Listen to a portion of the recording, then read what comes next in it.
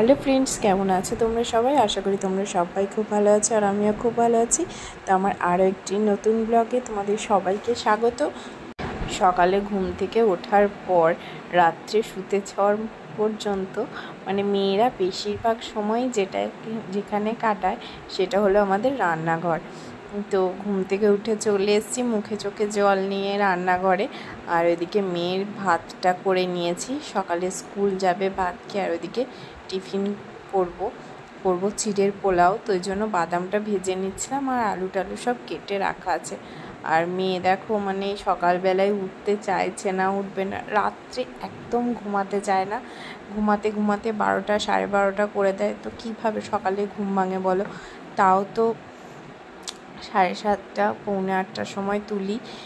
আমি তার আগে উঠে সমস্ত কিছু রেডি করে রাখি, জল ভরে ব্যাগ গুছিয়ে একদম জামা প্যান্ট সব খাটের ওপরে রেখে ক্লিপ চিরুনি সমস্ত কিছু খাটের ওপরে গুছিয়ে রাখি। তারপর ওকে তুলি, যেন ওকে ওঠানোর পর আর এসব খোঁজাখুঁজিটা আমাকে না করতে হয়।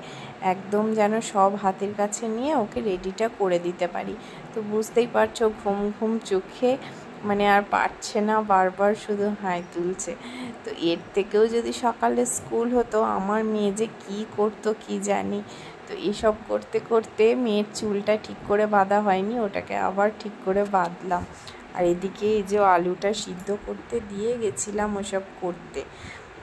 তো আলুটা সিদ্ধ হয়ে গেছে, এখন চিড়েটা দিয়ে দিলাম আর ভাজা বাদামটা খোলা ছাড়িয়ে নিয়েছিলাম। কাঁচা বাদাম এনে রাখা থাকে, তো কখনো যদি ভিজিয়ে খাওয়া হয় তো খাওয়া হয়, আর নাহলে বেশিরভাগ সময়টাই মেয়ের টিফিনের জন্য করা হয় আর কি, ভেজে খোসাটা ছাড়িয়ে। আর এদিকে মেয়ের ভাতে একটু ঘি দিয়ে দিলাম, কারণ সকালে তো আর কিছু খেতে পারবে না। রাত্রে চাল আর কলাই ভিজিয়ে রাখি, একটু ঘি দিয়ে তারপরে খাইয়ে দিই।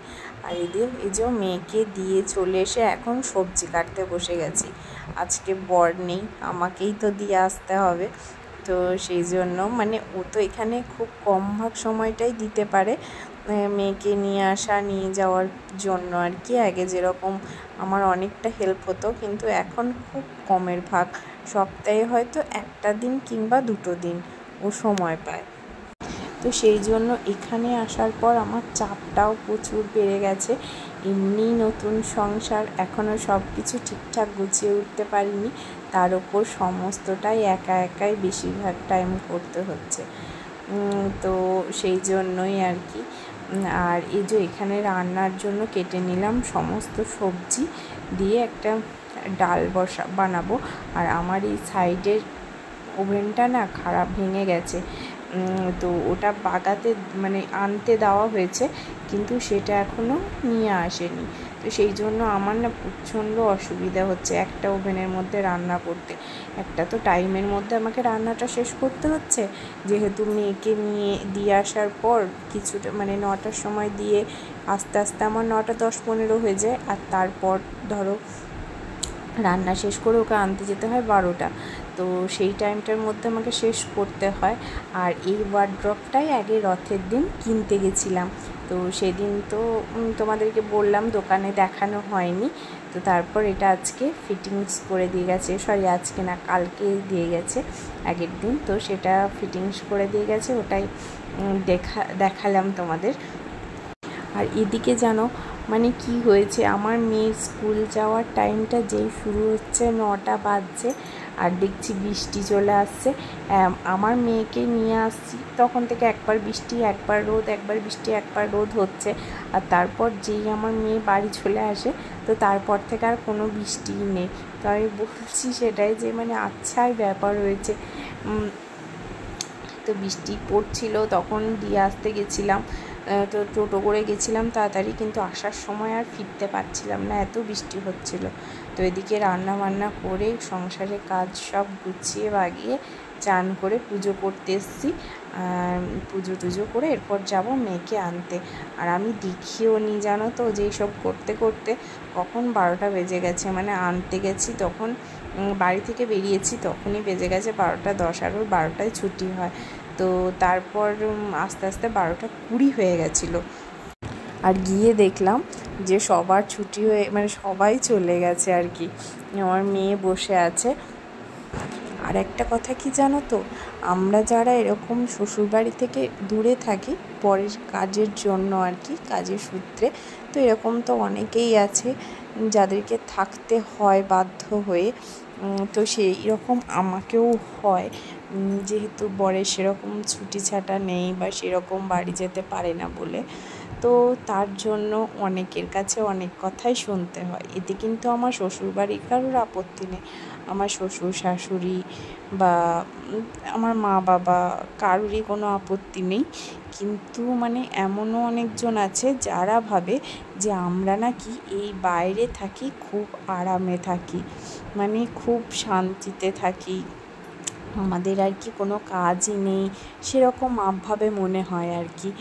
তো সকাল থেকে রাত পর্যন্ত আমাদের যে কীভাবে কাটে সেটা শুধুমাত্র আমরাই জানি, তাই না?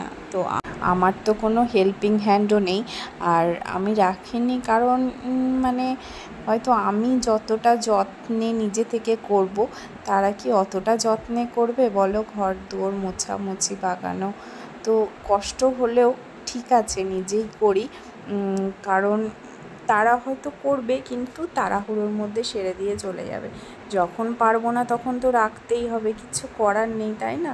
তো এই যে যাওয়ার মেয়েকে আনতে যাওয়ার আগে কাচাকুচি করে গেছিলাম, তো সেগুলোই এখন মেলছি, তখন আর মেলতে যাওয়ার টাইম পাইনি। মেয়েকে দেখো জামাটাও ছাড়াইনি, কারণ ওই যে না মেলে দিলে আবার যদি বৃষ্টি চলে আসে ওটাই ভাবছিলাম, তো শোকাবে না এতগুলো জামা প্যান্ট, তো ভাবলাম আগে এগুলো পরে নিই, তারপরে মেয়েকে মানে জামা কাপড়টা ছাড়াবো।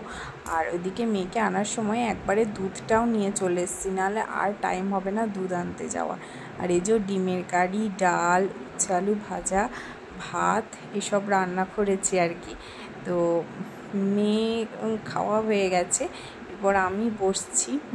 বর আজকে বাড়িতে খাবে না, তো সেই জন্য আমরা দুই মামে। আর এটা দেখো আজকে নতুন নিলাম, তো দারুণ হয়েছে না? আমার বাটিটা রাখার জন্য আমি জায়গা খুঁজে পাচ্ছিলাম না, বাসন মাজার বাটিটা একবার এদিক একবার ওদিক রাখতে হচ্ছিল, পড়ে যাচ্ছিল, অনেক কিছু সমস্যা হচ্ছিলো, তো এটা কিনে নিলাম, খুব সুন্দর।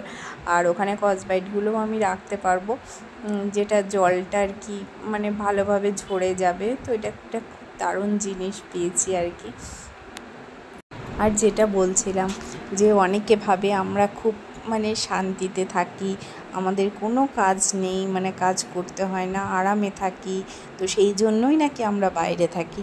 তো তাদের জন্য বলা যে মানে এই ভিডিওটা দেখলেই বুঝতে পারবে যে কতটা ভালো থাকি, সারাদিন কতটা ছোটাছুটি করতে হয়, তাই না?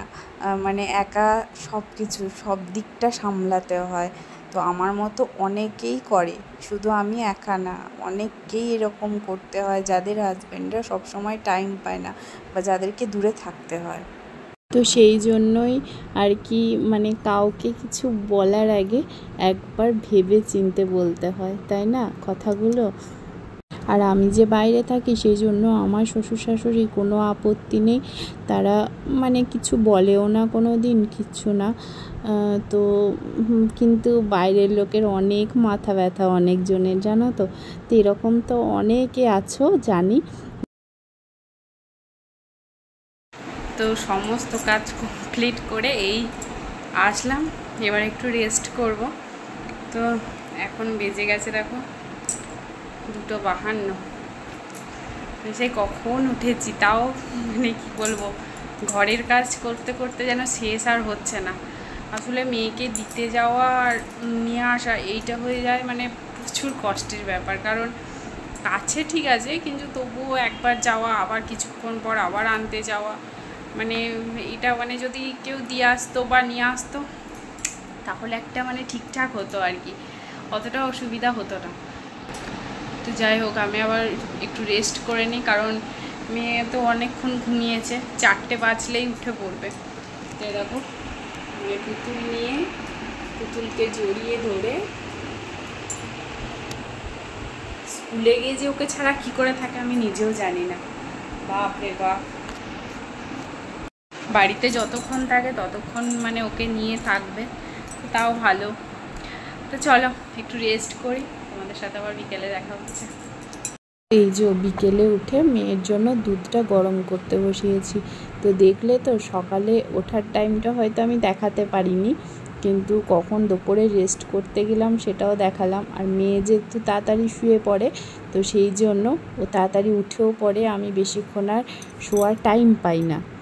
সেই জন্যই বলতে চাই আমরাও খুব একটা আরামে থাকি না, কষ্ট করেই আমাদেরকে তো মেয়ে দুধ গরম করতে দিয়েছি।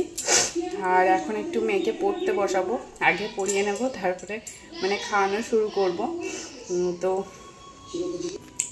তারপরে আছে রাতের রান্না বান্না যেগুলো হবে। তো মানে বড় একটু দেরি করেই আসবে, ওই জন্য একটু রাত করেই রান্নাটা করব। মেয়ের খাবারটা আগে করে ওকে খাইয়ে দেব। তো চলো, ভিডিওটা আজকে এখানেই শেষ করছি, তোমাদের সাথে দেখা হচ্ছে পরের একটি ভিডিওতে। আর ভিডিওটা ভালো লাগলে অবশ্যই চ্যানেলটা সাবস্ক্রাইব করে আমার পাশে থাকবে। টাটা।